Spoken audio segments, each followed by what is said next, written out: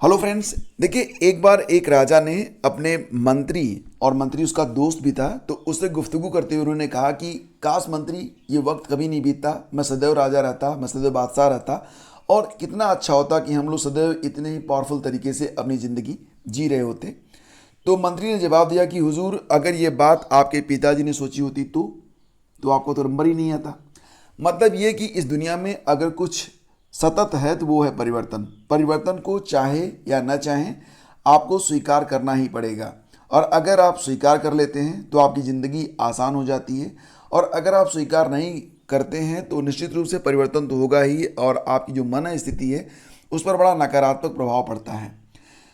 तो बात मैं कर रहा था यहाँ पर उत्तर प्रदेश में पीजीटी पद के लिए। जैसा कि फ्रेंड्स आप लोग जानते हैं, उत्तर प्रदेश में पीजीटी यानी कि इंटरमीडिएट में लेक्चरर बनने के लिए अभी तक जो एलिजिबिलिटी थी उसमें ना तो कोई एज लिमिट है, मतलब कि कोई भी उम्र सीमा की यहाँ पर दरकार नहीं होती है। अगर आपने पीजी में कितने भी परसेंट हासिल किए हो, सिर्फ आपने पीजी को पास किया हो, 33% प्लस आपके अंक हो, और बीएड की भी ज़रूरत यहाँ पर नहीं पड़ती है। यानी कि सिर्फ पीजी के आधार पर अभी तक पीजीटी के लिए लोग आवेदन कर पाते थे। लेकिन साल 2022 ये अंतिम साल होगा जब ये कंडीशंस लागू होंगी। आने वाली जो विज्ञप्तियाँ होंगी उसमें कुछ मेजर चेंज आपको देखने को मिल सकते हैं। तो मैं आप लोगों से यही कहना चाहता हूँ कि अगर आपने बीएड नहीं किया हुआ है, पीजी में आपका जो परसेंट है वो 50% से कम है, तो ऐसी कंडीशन में अगर आपने 2022 की जो पीजीटी है उसमें अगर आपने आवेदन किया है तो जी जान लड़ा दीजिए, क्योंकि इसके बाद फिर बिना बीएड और पीजी में 50% वाले लोग आवेदन नहीं कर पाएंगे। तो देखिए, इसके लिए जो है बाकायदा अब तैयारियां शुरू कर दी गई हैं। आप ये खबर यहाँ पर देख सकते हैं। प्रवक्ता भर्ती के लिए पीजी में 50% अंक जरूरी होंगे, साथ ही साथ बीएड भी कंपलसरी कर दिया जाएगा। तो यूपी के 828 राजकीय और 4084 अशासकीय सहायता प्राप्त इंटर कॉलेजों में प्रवक्ता भर्ती के लिए परास्नातक में 50% अंक अनिवार्य किया जाएगा। शासन के निर्देश पर माध्यमिक विद्यालयों में होने वाली प्रवक्ता भर्ती में राष्ट्रीय अध्यापक शिक्षा परिषद एनसीटी की गाइडलाइन जारी होगी। हालांकि ये जो गाइडलाइन थी बहुत पहले 2014 में ही जारी हो गई थी, लेकिन यूपी में शिक्षक भर्ती के लिए कोई बदलाव नहीं किया गया था, लेकिन अब ये बदलाव लागू होगा। तो एनसीटी का जो स्टैंडर्ड है उसके मुताबिक 29 अगस्त को यूपी बोर्ड मुख्यालयों में विशेषज्ञों की एक बैठक हुई थी, और उसमें जो नॉर्म एनसीटी ने बताए हैं उसको फॉलो करने पर सहमति बन गई है। तो मतलब ये कि अगर अब 2023 या उसके बाद जो नया विज्ञापन जारी होगा, न्यू एड, उसमें अगर आप पीजीटी के लिए आवेदन करना चाहते हैं तो पहली कंडीशन होगी कि जो आपका जो पीजी है, जो भी हो आपका, पीजी में 50% से अधिक अंक होने चाहिए या कम से कम 50%, और बीएड भी आपसे मांगा जाएगा। तो ये परिवर्तन अब आपको देखने को मिलेगा 2023 से। तो 2022 में अगर आपने आवेदन किया हुआ है तो जी जान लड़ा दीजिए, यह अंतिम अवसर है। जब आपने अगर बीएड नहीं किया है और एमए में 50% से लेस है तो। बाकी अगर आप बीएड हैं और एमए में यानी कि पीजी में आपका जो है 50% से अधिक अंक है तो बेफिक्र रहिए। वैकेंसीज तो टाइम टू टाइम आती रहती हैं, कब कब आएंगी ये पता नहीं होता है। और ये तस्वीर आप देख सकते हैं, मंगलवार को शिक्षा निदेशालय में अपर निदेशक बेसिक शिक्षा कार्यालय के बाहर प्रदर्शन करते प्रतियोगी छात्र। तो ये छात्र क्या मांग कर रहे हैं? ये छात्र ये मांग कर रहे हैं क्योंकि एडेड जूनियर हाई स्कूल में जो पदों की संख्या है वो बढ़ाई जानी चाहिए। ये विज्ञप्ति पिछले साल की है, एक साल और बीत चुका है रिजल्ट के आते आते। तो अब तक जितने भी पद रिक्त हुए हैं उन पदों को इसी विज्ञापन में ऐड किया जाना चाहिए, क्योंकि विज्ञप्ति में भी लिखा गया था कि पदों की संख्या अनंतिम है, पद घट बढ़ सकते हैं, तो पदों को बढ़ाने में कोई भी दिक्कत नहीं है, पदों को ऐड किया जाना चाहिए। तो मामला यहाँ पर ये है कि एडेड जूनियर हाई स्कूल में पदों की संख्या को बढ़ाने के लिए जो अभ्यर्थी हैं वो लगातार प्रयास कर रहे हैं, और इसके लिए उन्होंने प्रदर्शन भी किया है। आपको बता दें कि प्रदेश के कुल 3049 सहायता प्राप्त जूनियर हाई स्कूलों में सहायक अध्यापकों के 1504 और प्रधानाध्यापकों के 390 पदों पर भर्ती के लिए आवेदन मांगे गए थे। अब यहाँ पर जो फाइनल रिजल्ट है, रिवाइज रिजल्ट, वो डिक्लेयर हो चुका है, और रिवाइज रिजल्ट के बाद अब जो अभ्यर्थी हैं वो मांग कर रहे हैं और प्रयास कर रहे हैं कि जो फाइनल रिजल्ट है वो डिक्लेयर होना चाहिए। तो देखो फ्रेंड्स, जो फाइनल रिजल्ट है उसमें आपका जो एकेडमिक है वो भी जोड़ा जाएगा और प्लस आपने जो शिक्षक भर्ती परीक्षा दी है उसका जो परसेंट है वो भी ऐड होगा। तो इसके लिए बाकायदा मैंने आपको बताया था कि जो आपका एकेडमिक है जिसमें हाई स्कूल, इंटरमीडिएट, ग्रेजुएट और जो आपकी ट्रेनिंग है, आपने डीलिट किया हुआ है या फिर जो भी आपने बीएड किया हुआ है, तो इन सभी का 10-10% प्राप्तांक परसेंट का 10-10% ऐड होगा और जो परीक्षा हुई है उसका जो प्राप्तांक परसेंट है उसका 60% ऐड किया जाएगा। पूरी डिटेल्स के लिए आप ये चेक कर सकते हैं junior high school merit making study with ज्ञान प्रकाश, तो आपको वीडियो मिल जाएगा, उसको आप जाकर देख सकते हैं। 1.5 साल बाद बीईओ भर्ती का कट ऑफ देगा आयोग। तो देखो अभी तक 2 भर्तियां ऐसी हुई हैं जिनके कट ऑफ जो है हाई डिमांडेड रहे हैं अभ्यर्थियों के द्वारा।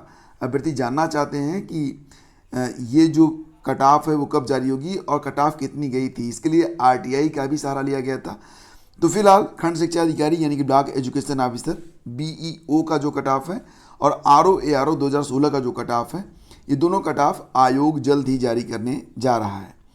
तो काफ़ी लंबा समय बीत चुका है, उसके बाद ये कट ऑफ जो है आ रही है। अच्छी बात क्या है? अच्छी बात यह है कि कम से कम अभ्यर्थियों को ये पता चल पाएगा कि खंड शिक्षा अधिकारी 2022 का जो विज्ञापन है उसके जारी होने से पहले अभ्यर्थी ये जान पाएंगे कि जो पिछली कट ऑफ थी कितनी गई थी और अभ्यर्थी उसी मुताबिक जो है अपना परिश्रम, अपना टारगेट, अपना गोल, जो कुछ भी आप कहिए उसको आप सेट कर पाएंगे।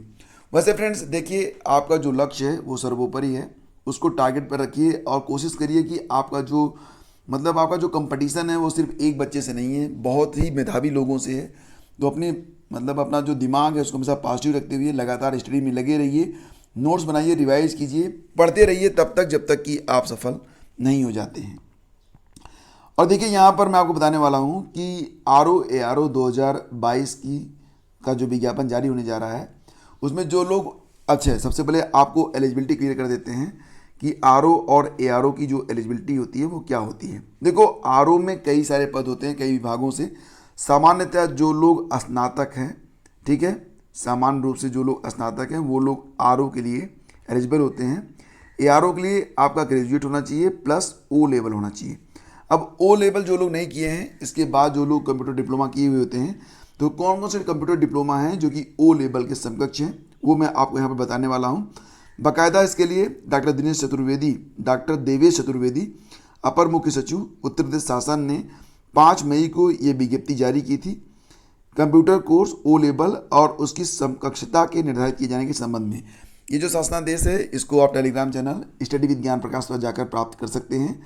तो देखो यहाँ पर क्या कहा गया था कि ओ लेवल होना चाहिए। ओ लेवल के समकक्ष जो अलग अलग डिप्लोमा हैं उसको आप देख सकते हैं यहाँ पर। इसको आप यहाँ पर देखते रहिए, मैं पढ़ूंगा तो बहुत टाइम लगेगा, ठीक है। और इसके बाद कुछ और भी हैं, जैसे कि इसमें डीसीए भी शामिल है, डीसीएफए शामिल है, डीसीएस है, डीसीटीटी है, डीआईपी है, डीआईएसए है, इसके अलावा भी और भी है। तो कुल मिला के यहाँ पर कितना है? 28, ठीक है। कुल 28 कोर्स और ऐसे और हैं जो कि ओ लेवल के समकक्ष हैं। बाकायदा कि ये जो कोर्स हैं वो किसी बोर्ड, विश्वविद्यालय, यूजीसी, एआईसीटीई, नीलिट से मान्यता प्राप्त सरकारी या निजी संस्था से 10+2 के उपरांत आपने हासिल किए हों और ये कोर्स जो हों वो 1 साल के होने चाहिए। इसके अलावा अगर आप देखेंगे तो बताया जा रहा है कि डोएक से मान्यता प्राप्त सरकारी या निजी संस्था से 10+2 या स्नातक के उपरांत की जाने वाली 1 वर्ष की अवधि का जो पीजीडीसीए या डीसीए है, ठीक है। तो किसी बोर्ड, विश्वविद्यालय, यूजीसी या एआईसीटीई, नीलिट से मान्यता प्राप्त हो और 10+2 के बाद अगर आपने 1 साल का पीजीडीसीए किया है या डीसीए किया है तो वो भी ओ लेवल के समकक्ष रहेगा, बाकायदा कि वो मान्यता प्राप्त हो। इसके अलावा भी आप देख सकते हैं यूपी डेस्को से उत्तीर्ण 1 वर्ष या डीआईटी पाठ्यक्रम उत्तीर्ण हो, स्नातक स्तर पर एक विषय के रूप में कम से कम 1 वर्ष कंप्यूटर साइंस या कंप्यूटर एप्लीकेशन रहा हो, BSc IT, MCA, BTech, A level, B level, C level के computer course, BCA, MSc cyber law and security और बीएससी में कंप्यूटर साइंस, कंप्यूटर एप्लीकेशन एक विषय के रूप में कम से कम 1 वर्ष रहा हो तो वो भी ओ लेवल के बराबर होगा। केंद्र या राज्य सरकार के किसी बोर्ड, विश्वविद्यालय, यूजीसी, एआईसीटीई, नीलिट, डोएक से मान्यता प्राप्त सरकारी निजी संस्था से हाई स्कूल के उपरांत कम से कम 1 वर्ष की अवधि का कंप्यूटर में डिप्लोमा हो। तो इसके अलावा भी आप देख सकते हैं।